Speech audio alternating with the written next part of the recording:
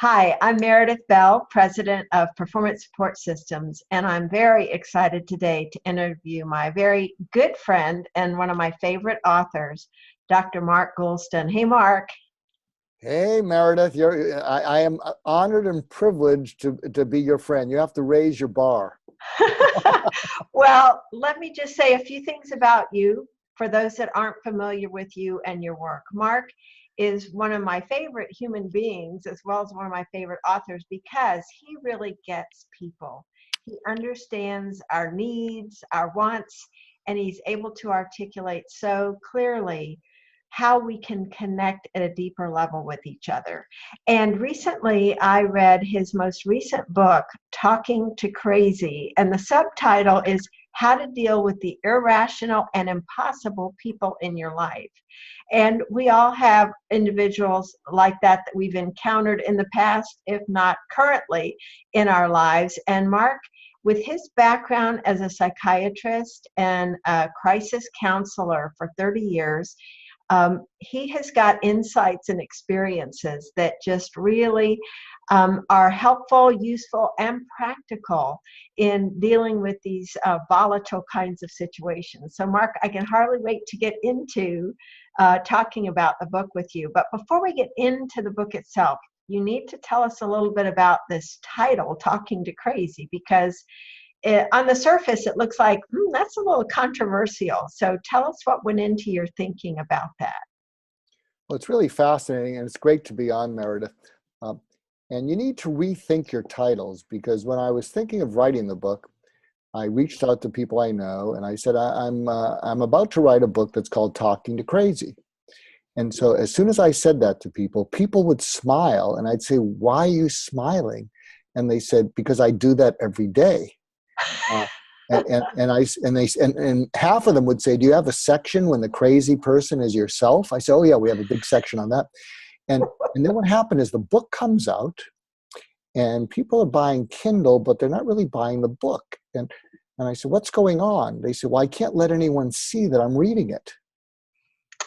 Because if I'm a manager and it's on my desk, or if it's in the bookcase and they see Talking to Crazy, they think it's about them, which it is. If my spouse sees it on the bedside table, he or she's going to say, oh, you think I'm crazy. And so I thought it's fascinating how you need to think through marketing, because sometimes you got to think it through.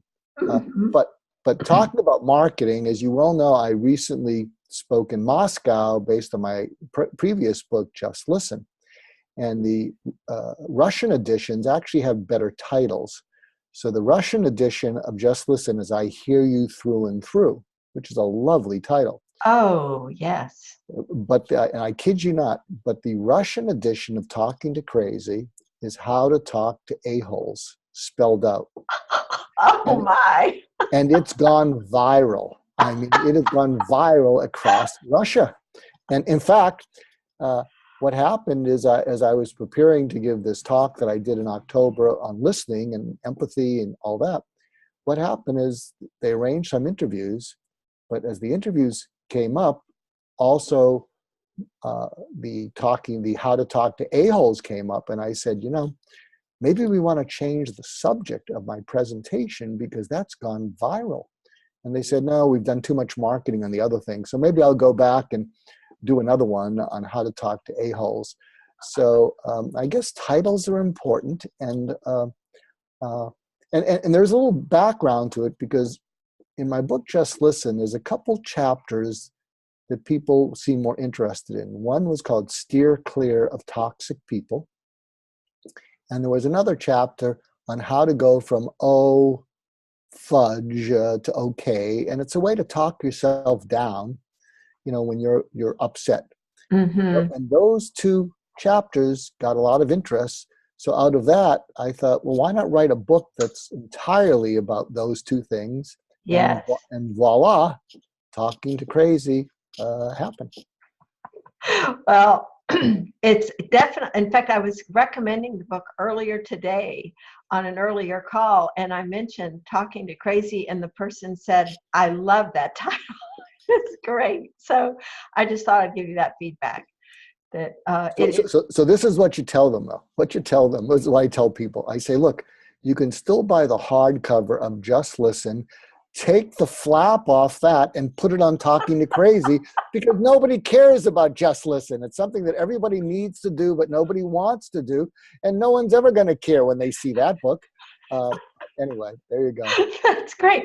Well, let's circle back because you mentioned something that really leads to one of the questions I wanted to ask, which is in one of your early sections, it was really talking to the reader about their own crazy. And so why did you feel that was important before you got into the more tactical ideas of what they could do with other people? Well, because see, and again, I need to say this because I knew I would take heat from the mental health community, and I did. They would say, you know, we have so much problems with stigma. How can you write a book titled like that? And really, I did take some heat from the psychology specialty in psychiatry, and I said, look, this is a popular book. It's not evidence-based, but it's people like, you know, they'll learn something. And the point is, if I talked about how to deal with irrational or impossible people, that might have been okay, but it would be like a tree that falls in the forest and nobody's going to hear it. So people just like you, if I had written that other book, you wouldn't even have called me. But Talking to Crazy so offended you, it got your attention. Here we're having the conversation.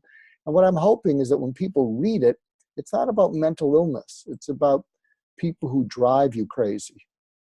And we all have them in our life. But getting back to your question, why do we have to talk about our own crazy?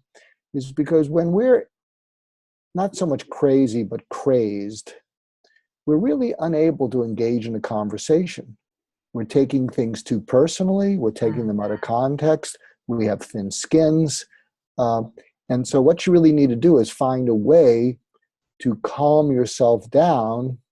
And you know I'm a neuroscientist too. So part of what crazed means is in our brains, and I often talk about the three brains, the human rational brain, the mammalian emotional brain, and the reptilian fight or flight brain. Well, in our mammalian brain, there's something called an amygdala.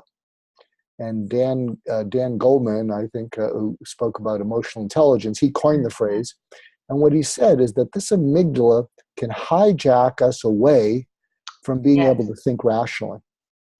And what happens is when we're crazed, our amygdala has hijacked us away from thinking through a situation, so we react according to our hard wiring. So we're not evaluating the situation on really what's going on. And so what you need to be able to do is when you are triggered, you gotta be able to do something so that you can calm yourself down long enough so that you can actually focus on what and realize that what is and what isn't. But what happens is we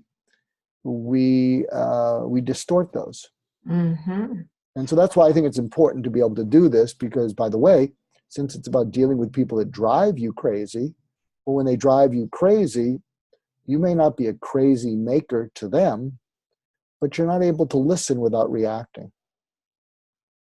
Yeah, that was really significant, I think, for me, just remembering some situations that I was in the past where, boy, I just couldn't think clearly. You know, heart starts beating fast, and like you said, the brain gets hijacked, and you become, or feeling, whether you act it out or not, you're feeling emotional, and you just lose the ability to think rationally. And then if you're dealing with someone else that's upset,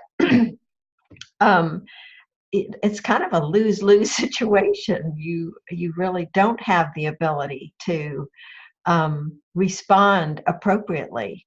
I'm curious, this is relevant to questions I wanted to ask, but there's so many good techniques that you have in the book. If somebody is reading it and they start feeling kind of overwhelmed, like, I don't know how to do all of these, what one thing would you recommend that they do first out of all the strategies that you've got mapped out there? Well, thank you. And there are different strategies. And my hope is that you try one. It's like, eating something you can swallow and say, that's pretty neat. And then when you master it, you can try something else. One of the things is called the AEU technique. And a lot of people think, oh, there's not a fraternity or a sorority or something. No. AEU stands for apologize, empathize, uncover. And why it's one of my favorite techniques is because most people are defenseless against an unsolicited apology. In fact, one of the sad things about life is I'm guessing there are hundreds of millions of people in the world who will never receive an apology in their lifetime. I mean, it's sad, but it's probably true. Mm-hmm.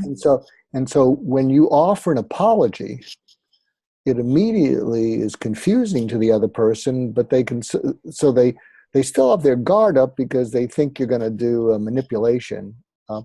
And then when you empathize with what's going on, it's like, no, I think the apology was sincere. And then when you uncover something deeper, it's like draining an abscess of anger at you. So what would that look like? So let's say if you're in business and let's say you bullied some other people, or let's say people are acting up. What you say to them is, when you have a moment, I'd like to apologize to you for something. And it's not going to get us into trouble. It's not a legal thing where, we're going to go bankrupt or the FBI is going to come in. But I just became clear about something. And they're immediately going to say, what's that about? And what I suggest is, you don't tell them right then. You keep them intrigued, because when you do speak to them, they're going to be all ears and all eyes. And so let's say it's someone who's been acting up and is obnoxious, and they're crazy making that way. And so the apology might be something like this: I want to apologize to you for getting on your case about how you act obnoxiously, and I want to apologize for sometimes being overly sympathetic to the other side, and sometimes falling into bad-mouthing you. I want to apologize to you for that. And they're going to go, whoa, well, that's honest. And the empathy is to say, also, I put myself in your shoes, and what I realized is, I don't know that you're acting the way you do really to be mean. I think you're acting the way you do because you're incredibly frustrated and you don't know what else to do. And it's been going on. And so your fuse has gotten shorter and shorter. And because I don't sense that inherently you're an evil person. I think what it is you have a short fuse because you're so frustrated. Might any of that be true? And again, my philosophy in life is identify, stay away from, or stop evil people. But everybody else, including you and I, are just flawed. So assuming the person isn't evil, but they're deeply flawed, hopefully they'll say that. And then the uncover is you go deeper. And here's where you can combine another technique that I think is in the book. It's what I call the FAD diet. I come up with all these acronyms. And FAD stands for frustrated, angry, disappointed. Mm-hmm. So hopefully they're saying, yeah, I am frustrated. And then you may want to drill down and say, what have you been most frustrated about? That really, you're just pulling your hair out. And you get them to talk about it. And then you combine some techniques from Just Listen. And one of the techniques is conversation deepeners. So they tell you what they're most frustrated about, and you focus on emotional words. And if they use a word like horrendous or awful or exasperating, let them say whatever they're saying. And you say more about the exasperating. So what you're doing is you're drawing all the venom out of them. And then when they finish that, you say, if I was you, I wouldn't just be frustrated, I'd be angry. What are you angry about? And you want to do it that way because, and you don't want to lead with anger, because if you say to someone, you're angry, it sounds like you're scolding them and shaming them. But if you can lead it through from frustration and you get them on board and then you go into anger, they're likely to be willing to talk to you. And anger is the key. You want to get the anger up and out using their words where they're not acting on it. Mm-hmm. And then again, you use some more conversation deeper. Well, what I'm really angry about is such and such and such and such. And then you say, well, say more about that. Or another conversation deepener is when they finish saying what they're angry about, is you go, really? Or you go, and you watch, and instead of being defensive because you're in charge of the conversation without being controlling, you're going to see them get the anger up. But the real game changer is when you say, if I was you, I'd be frustrated and I'd be angry too. But I'm also guessing that you're disappointed. And I don't know if it's in the company, in other people, in me, in yourself, but what might you be disappointed about? And there's something about the word disappointment that is probably more powerful than frustration or anger. That's why, actually some people I mentor and coach, they've actually used this with their partner. And one, who was a woman who was the main provider in the family, and a husband who, loves her, and she can be a little bit difficult, but, he can be a little bit lazy, and she wishes he would do more.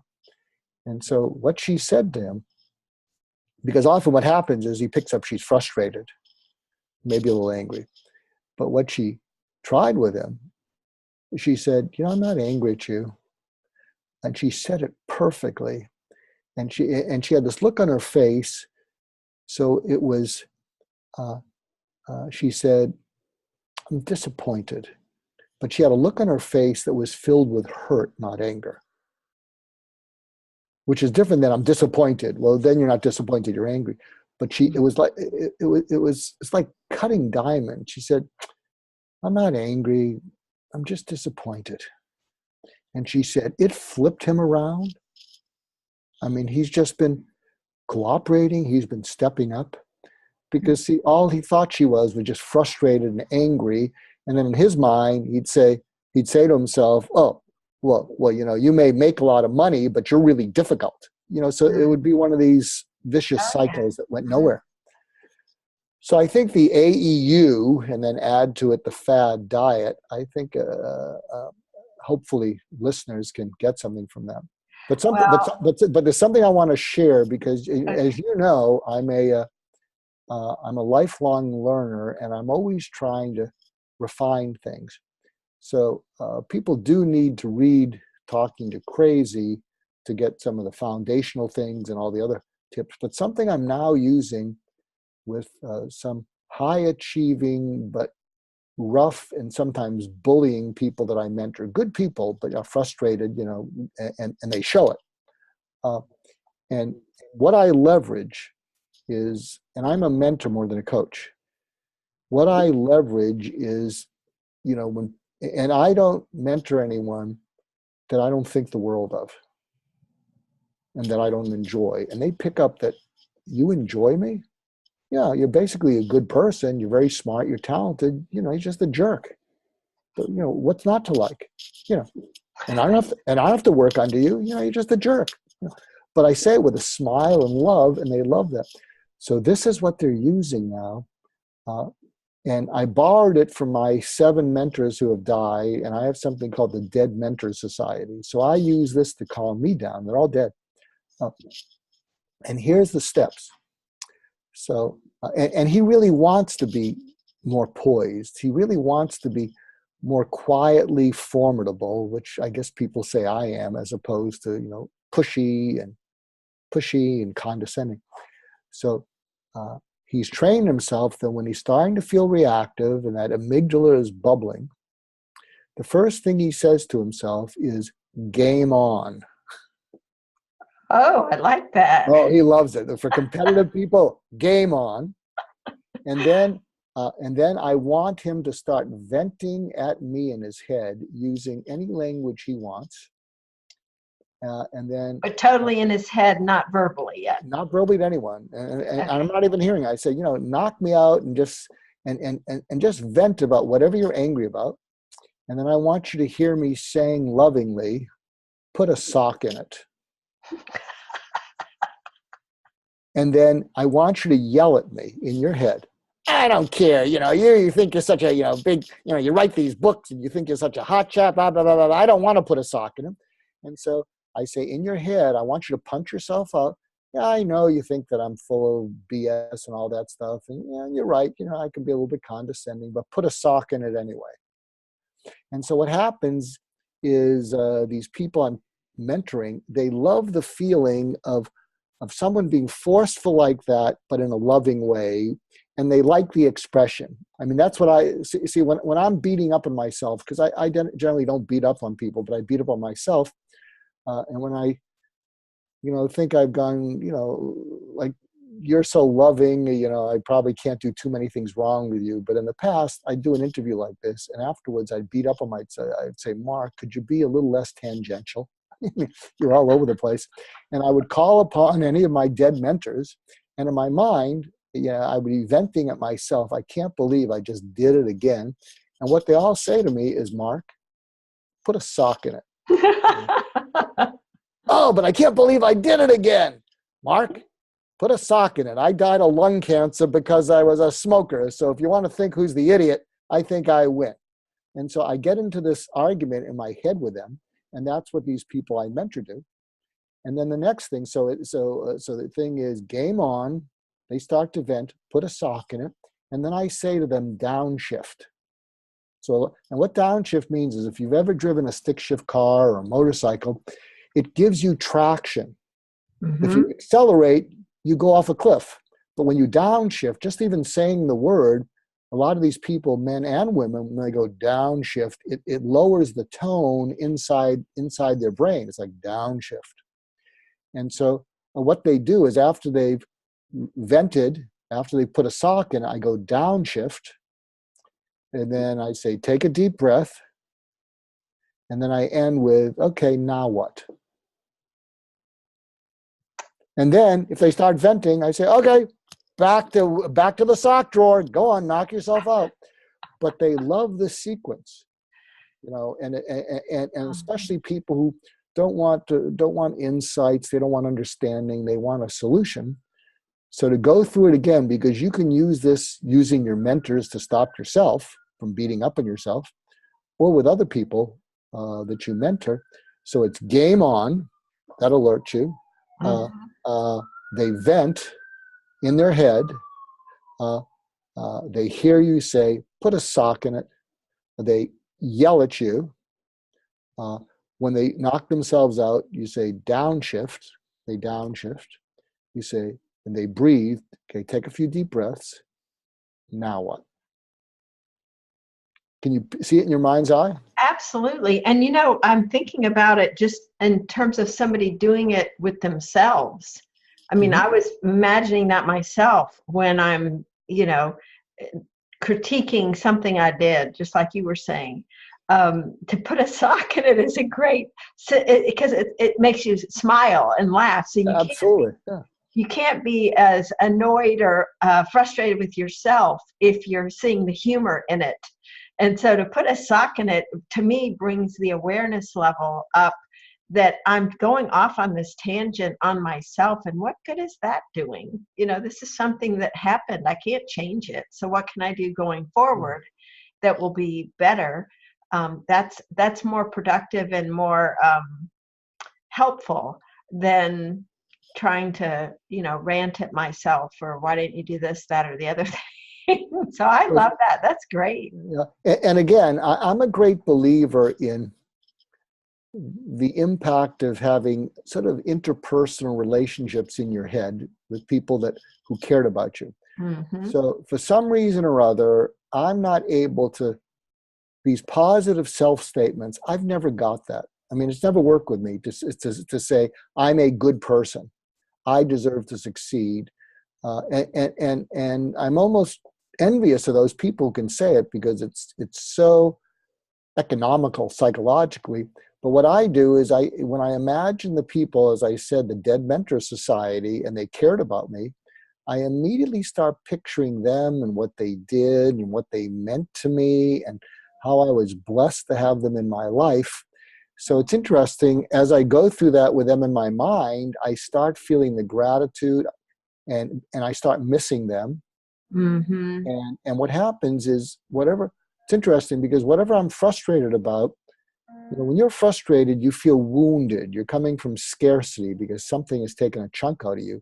But when I Mm-hmm. lean into any of that chorus, I just picture them. I mean, I can get them. I can just feel it in my eyes now. I mean, I can just think, wow, how lucky was I that Yes. these people believed in me? Gee, these special people, they respected me, they believed in me, they enjoyed me. How lucky was that? And so I begin to lean into that. And as I lean into that, I can't even remember what I'm frustrated about.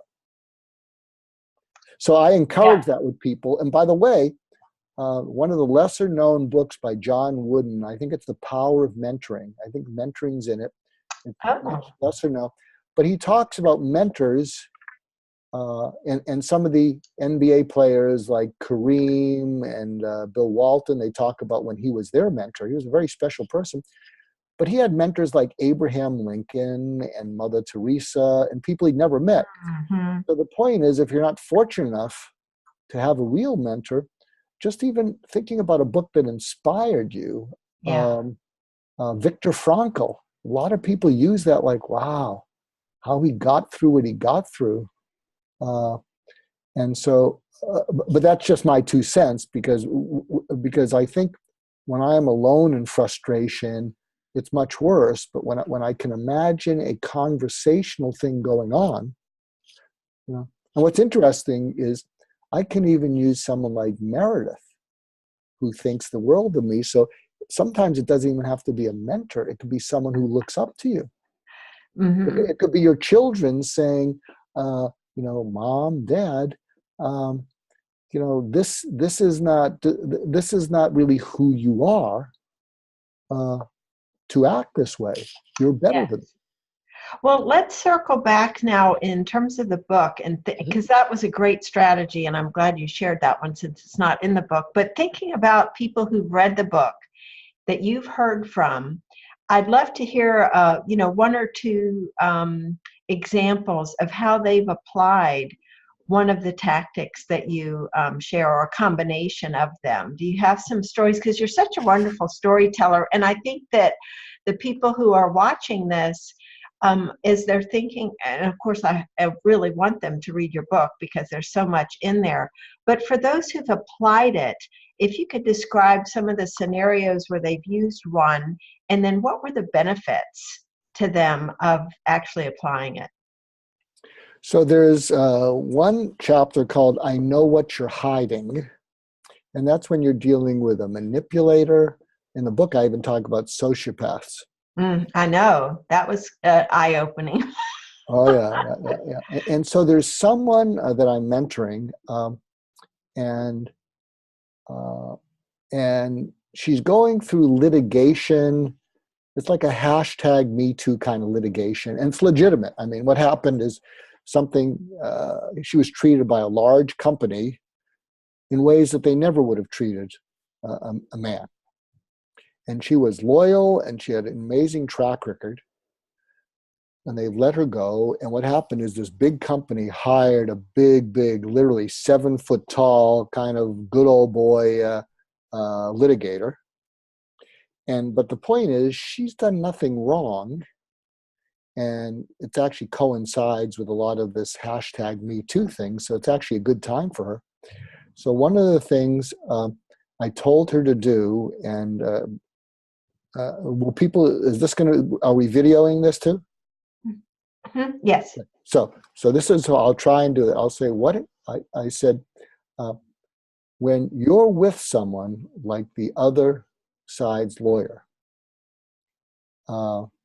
and they're going to try and agitate you and condescend to you, first of all, I want you to realize that the angrier that person gets, the less solid their case. So whenever they're getting angry, it's because they're trying to provoke you into not being able to look at the fact that their case is a weak one. Mm. And so, and then I trained her. I said, there's a way to look into the eyes of someone who's doing that. And I actually practiced with her. And I said, so how would you look into this person's eyes with a look that says, I know what you're hiding? And a look that says, you know you don't have a good case. I know you don't have a good case. And now you know that I know you don't have a good case. And so we practiced it. And I remember she went like this. She went like this. And I said, no, that's not going to work. I said, what you want to do is you want to go like this.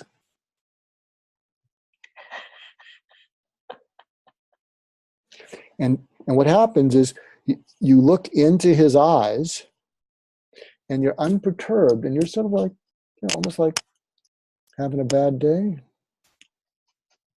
And what happened is she said, she did that. And she said, it was like David and Goliath. She said, he just fell. He didn't know what to do. In fact, he couldn't look at her. And as soon as he looked away, she felt, I got him. But can you see how that would work? Absolutely. And you can, and those of you who are listening, you can even do that. But I think that's a good insight that the more angry the other person is, now it's not always true, but usually the less facts and evidence they have on their side. The reason being is if they had a compelling and convincing case that would win the day, they would lay it out so clearly, especially in this case, if it goes to jury, they would just lay it out so clearly that the jury would say, well, sounds like a good case to me. And so when someone's resorting to this kind of hyperbolic kind of thing, and I don't want to get into politics, but you know where I'm going, that the more you can provoke other people to be so angry, they get so flustered that they don't even ask you penetrating questions. Because they're so busy trying to keep a lid on their feeling crazed.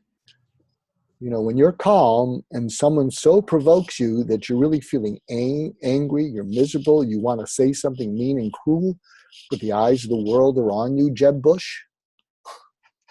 You're like a deer in the headlights of a car. And you're not steering like this. It's like you smile like this. Yeah. And the world says, he's done.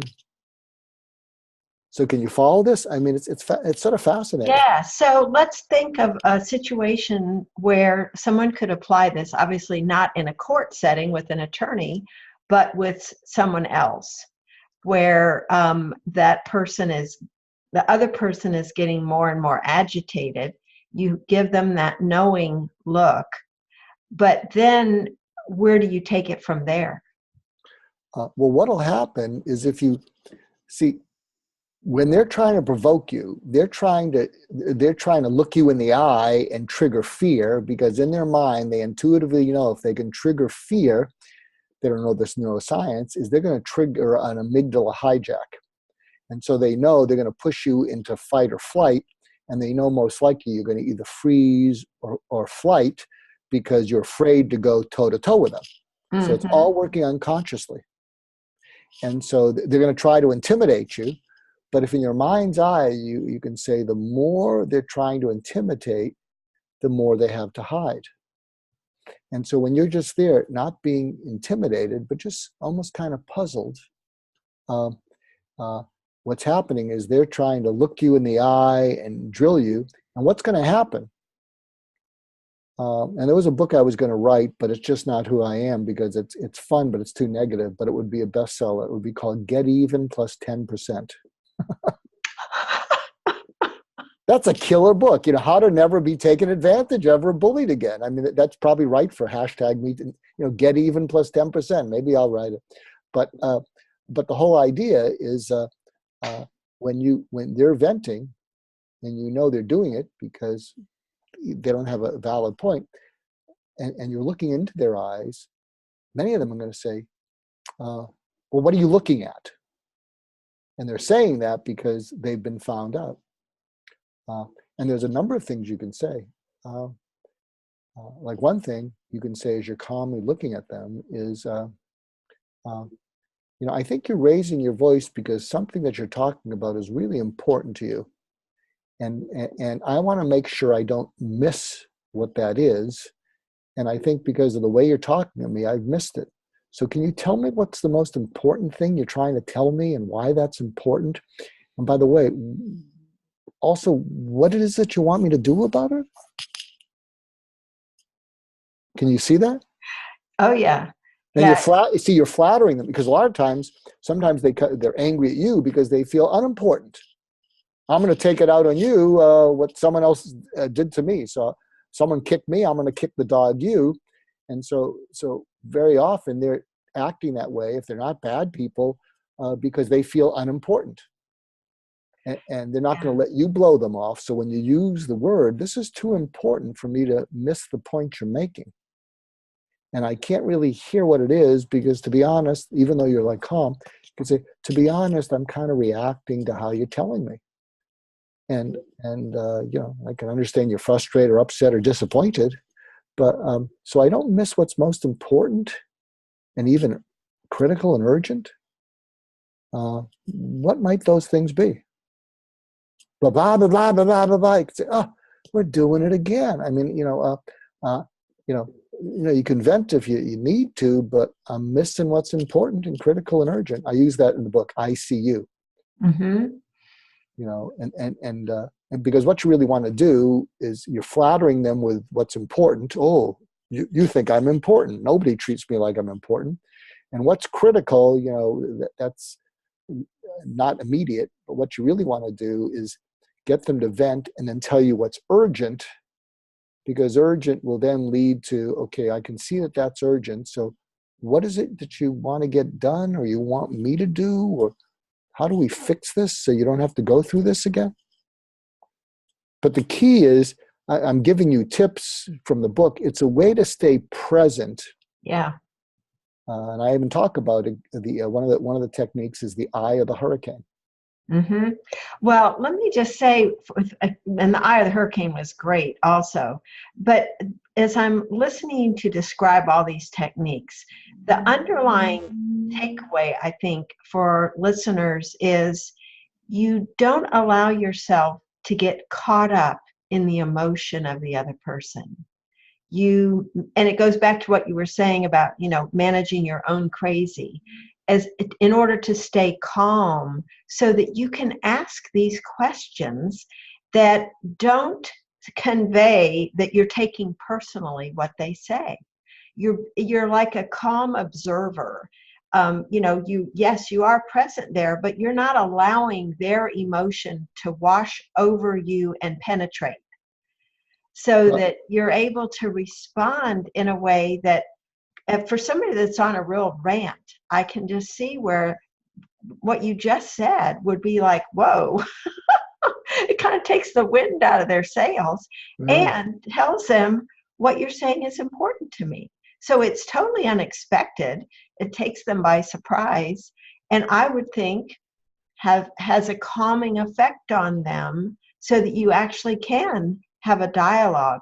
And for me, I'm just thinking of situations in the past where I've reacted emotionally, and it's because I took personally what the person was saying. I took it to heart.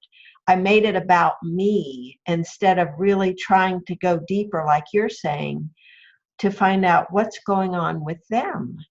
And that just turns the tables when you're able to do that.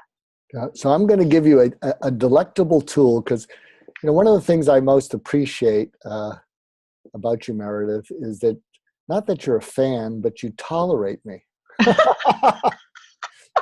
You tolerate my tangents, and you sort of say, Mark, some of your tangents are the best thing. Oh, but see, I'm good at going down those different paths and then pulling it together. So here's something, I don't even know that I've said this, but I think it's delectable, because if you do this, you're going to be able to stay on a diet and exercise. So I'm wanting to say, what the heck is that, Mark? Yeah. So here's what you do. Everybody's leaning in for that one. Oh, that's right. As they're eating a piece of chocolate cake, or that third piece of pizza. So Here's what you do if you're listening. Take out a sheet of paper, draw a line down the middle of it, and on the left side, no one's going to see it, without editing, on the left side, you write down all the high maintenance people in your life. In work, everywhere. And high maintenance means easy to upset, difficult to please. And on the right side, you write down all the low maintenance people. Difficult to upset, easy to please. Without editing it, you just put down people.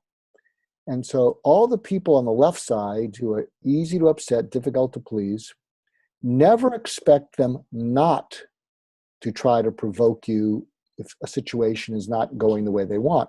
So in other words, in your mind, always hold a little bit of yourself back. Don't be shut down like a robot, but it's like, here we go again, and wait for that moment when they're going to say that appalling thing that's trying to provoke you into an amygdala hijack. And so when they do that, hold a little bit of yourself back, and that's when you can lean in, let them vent, have it go over your shoulder, not between your eyes, and say, what's that about? Or say, whatever we talked about. And they're going to say, what? You can say, what's that about? You seem a little ticked, seem frustrated. Blah, blah, blah, blah. Yeah, and that too. What's that about? So do that on the left side. And then on the right side, reach out to some of those people and thank them for being in your life. Because one of the worst things you can do is be so preoccupied with all the people who don't care about you that we fail to acknowledge and be grateful to the people who care about us. Mm-hmm. One of the worst things you can do, because what happens, it means the high maintenance people are winning. Now, what does dieting and exercise have to do with this? Well, there are studies that show that a significant percentage of people fall off their diet or exercise when they've had a close encounter of the worst kind. So when they have interacted with high maintenance people and you get through it, and because you're trying to be sane and you feel like ripping their head off, but you're the sane one, it makes you go off a diet, makes you stop exercising because you feel they've taken such a chunk out of you. You feel so deprived that the immediate impulse is to eat something you shouldn't. And the last thing you want to do is, unless you love exercise and if you love eating healthily. And if you live in La La Land, I mean, they're all around me running. I can look out the window and there's, all these anorectics running 93 miles today. But sorry for any anorectics who are listening in, but I'm not an anorectic. But if you do that, and if you make a commitment for the next 30 days to minimize your contact with the high maintenance people and increase your contact with the low maintenance people, and you express your appreciation to those low maintenance people for being in your life, you might apologize to them. This is a long overdue thank you. I'll tell you, in 30 days, it can change your whole life. And then the key, though, is to be able to find a way to minimize your contact with the people who are just not good people for you. Mm-hmm. So, something I've discovered, but, and I can get away with this because, I don't have to work in a company and I can be selective now. I can choose to not, have anything to do with the bad people in life. The people who are just the difficult people. And, yes. And I'll tell you, if you're someone saying, how do I let go of those relationships that don't serve me? How do I get away from them? And what I've discovered, and it's working beautifully, is the more that I hang around people that it is an honor and privilege to be around, people like you, Meredith. Thank you. The more those other people, I'm telling you, are like nails on a chalkboard. I mean, because of the contrast. That's right. When I'm with gracious and generous and kind people who leave the world better than they found it, what happens is I'm starting to get physically ill when I'm with the other people. And again, I try to be somewhat respectful, but when I'm dealing with one of those people, sometimes I say, before we go any further, I think we need to end our conversation. And they say, why? Now, again, I don't work in a company, so I get to be selective, and I'm a little bit, older than I look. but I act like an infant, if you ask my wife. But the point is, it's a wonderful thing to. And this is what I say to people. If I'm dealing with someone who hurts other people, they're takers, they're greedy, I'll say, I think we need to stop the conversation because I don't really want to work with you. And they might say, why? And I say, I have looked for every reason of ways that I could root for you, because I only work with people that I enthusiastically root for. It's not enough to just be a job for me at this stage of my life. And I've given you 3 to 4 opportunities to be someone that I could root for, and you failed all of them. So, I don't wish you harm. I just wish you away.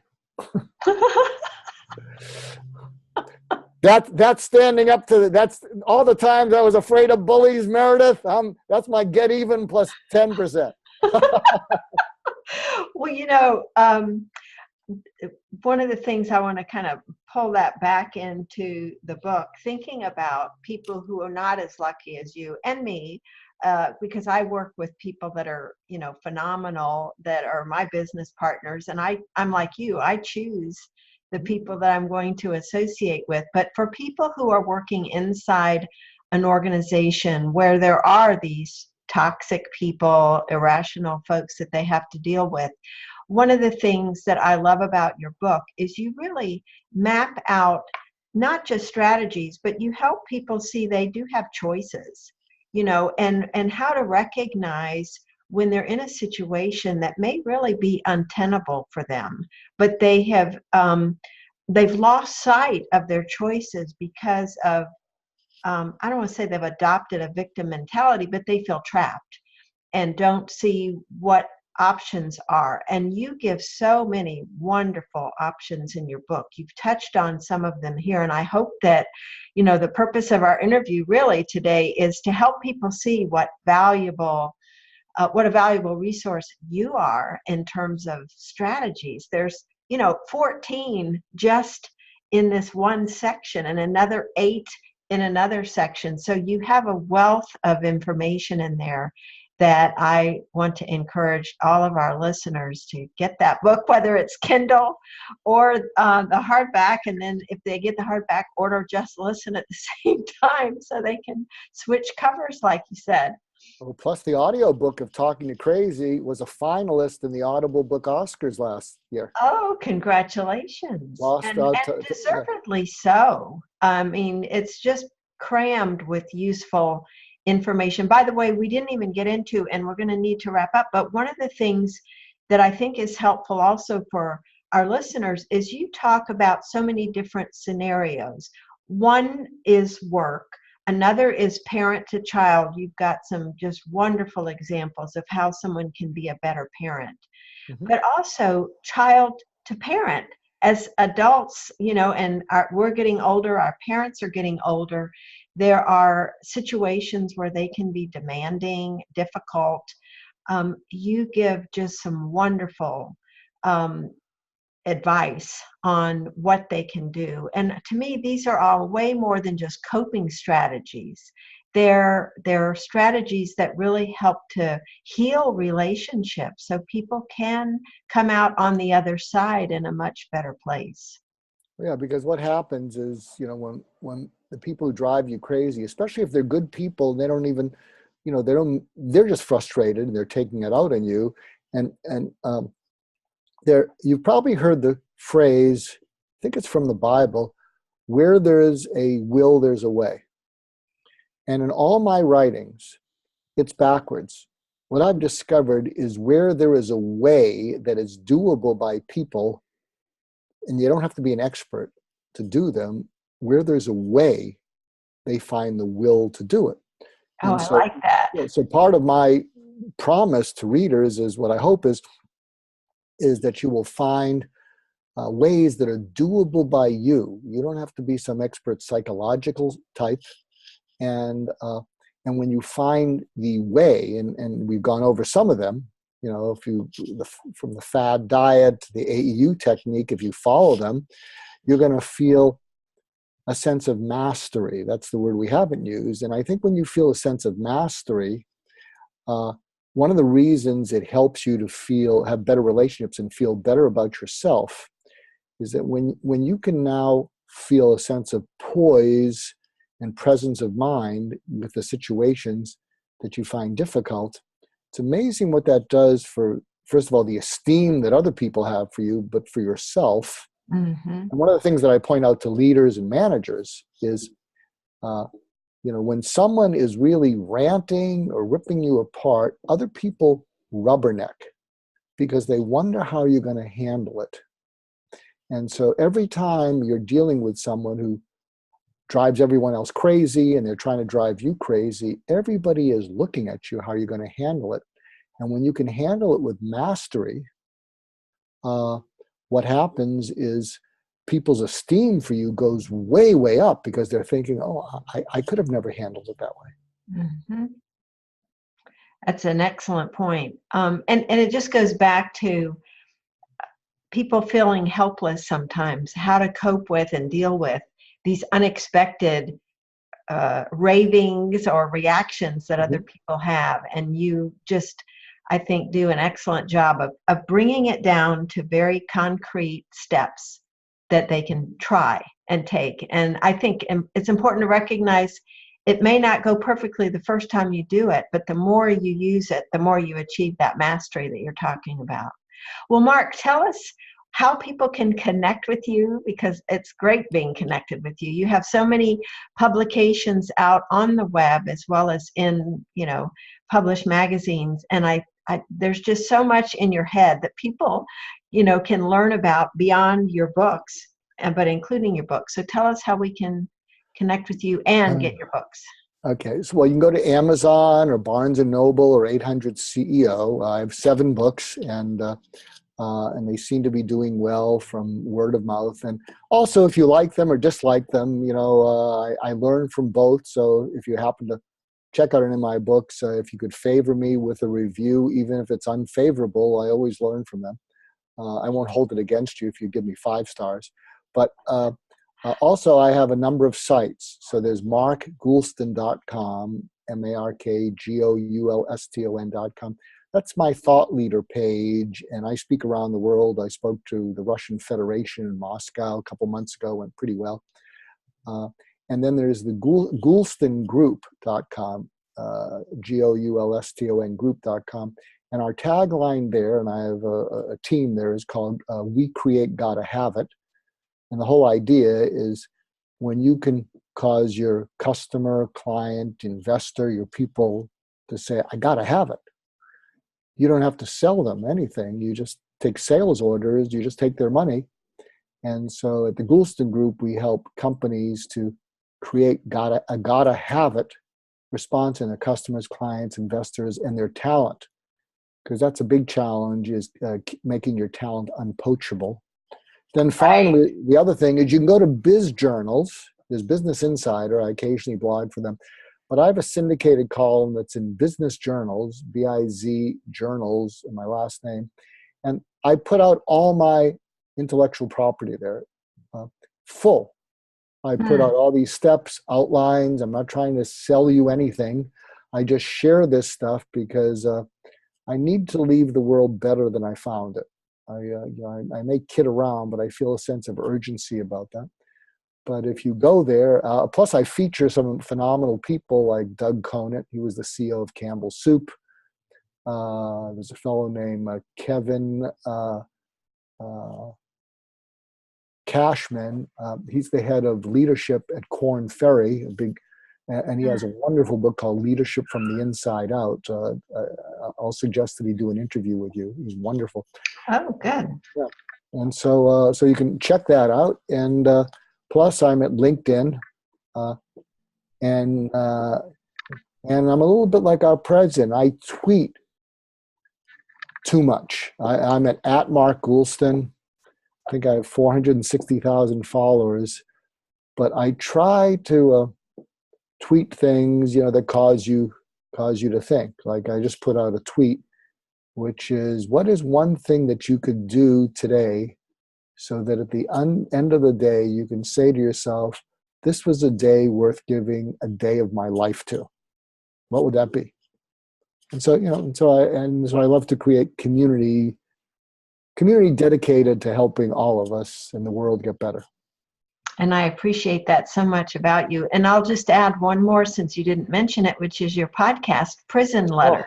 Oh yeah, yeah. And I'm a big fan of that podcast because Mark created it in response to one of his other books, Get Out of Your Own Way, that has found its way into many prisons and jails. And he's received how many? Over 100 letters from inmates? Yeah, it's probably a couple hundred letters. The book is published in 1996, Get Out of Your Own Way. It's been in the top 10 self-help books at Amazon for 10 years. But what touches me is that it's found its way into jails and prisons, and I'm working with some organizations that just, these are not evil people. They're people who in the past made a bad decision. And so they reach out to me, and they're not reaching out blaming anyone. They're something about Get Out of Your Own Way touches them. So each week in Prison Letters podcast, you can get it at any place you get your podcasts. I just go all over the place like I did in this interview about the person who's writing to me. And it's actually doing pretty well. I think it's in the top 6 or 7 for prison-related podcasts. So I hope people will listen to that. And if you don't have to be in prison to benefit from it. I mean, you touch on universally held concepts, like this last one was so good on, self-sabotage and what we do to get in our own way in that respect. So I just think they're excellent. Of course, I enjoyed listening to you. So having that time to hear your thoughts, because one of the things that I just want to say for everybody, one of the things Mark does so well is really can kind of read between the lines in reading a letter, and then also just listening to someone. You get people, and they feel felt, they feel understood by you. And I think that is a universal human need. And I think that's one of the reasons I enjoy reading your books and listening to you so much, because very few people are that aware of others and aware of their pain and aware of solutions that could resolve that pain. And I just think you're a wealth of information there. Well, thank you. I want to thank you for being. Did you have something else you wanted to say? It was going so well, but okay. So if you're someone, you listen to those podcasts or you listen to this and you know the answer, you're going to tell me what. So if you're someone who doesn't like to listen to people who are tangential and it drives you crazy and it frustrates you. So if you're that person who doesn't like tangential interviews, and hopefully a person who likes various nuggets, you know what I'm going to tell people to do? Read your book. Put a sock in it. Oh. I thought you were going to say read your book because you don't go off on tangents in your book. No, I don't want to sell anything. I just want to make the world a little bit better. I'll put a sock in it, and you need to accept that is laced with love, because we all need to put a sock in it when we make ourselves crazy. That's a great way to end it, Mark. Thank you so much. I've just really enjoyed our conversation. I know a lot of other people will too. Well, you always bring out the best in me, so I couldn't do it without you. Oh, well, thank you. We'll do this again soon. Yes, we will.